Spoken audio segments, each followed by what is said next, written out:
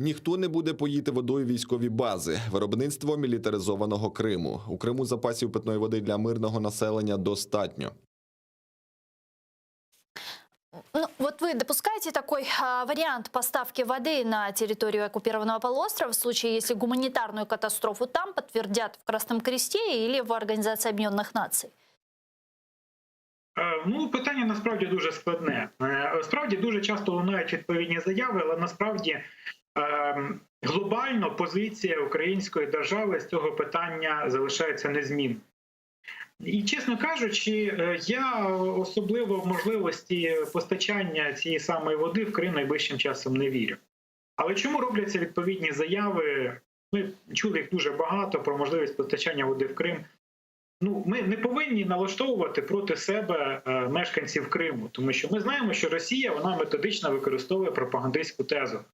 Це Україна не дає воду в Крим, значить це Україна в цьому винувата. Немає води – винувата Україна, немає грошей – винувата Україна, немає овочів – так само винувата Україна.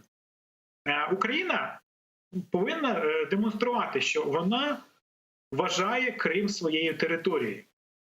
І це означає, що ми повинні бути в будь-який момент готові відновити конституційний лад, відновити економіку, відновити економічні зв'язки.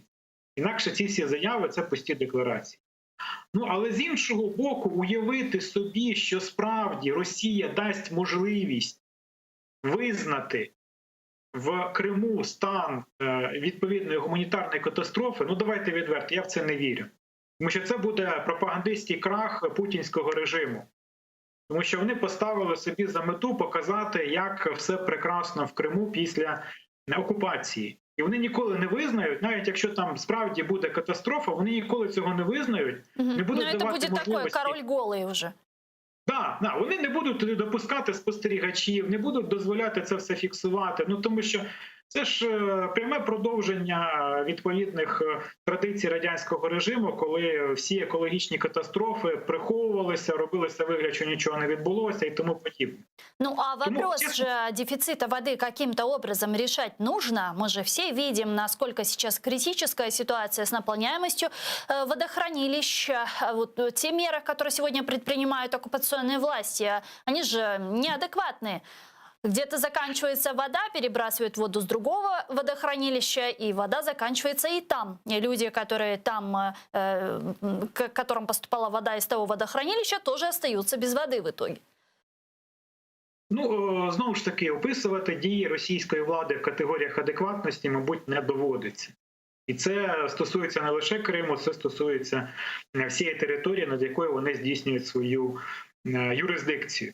Але публічно вони, ну, от, знову ж таки, от бачите, яка з їхньої точки зору, з їхньої позиції виходить шизофренічна ситуація. Вони з одного боку закликають відновити постачання води, з іншого боку говорять, що у нас все прекрасно, все під контролем, все контролюється, води достатньо.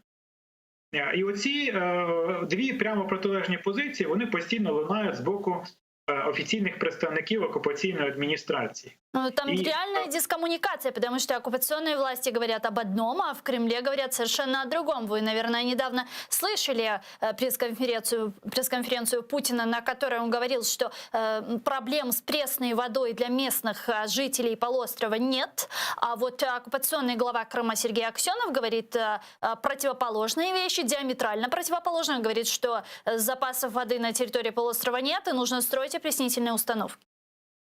Ну і Поклонська закликає Маска їхати в Крим, забезпечувати водою.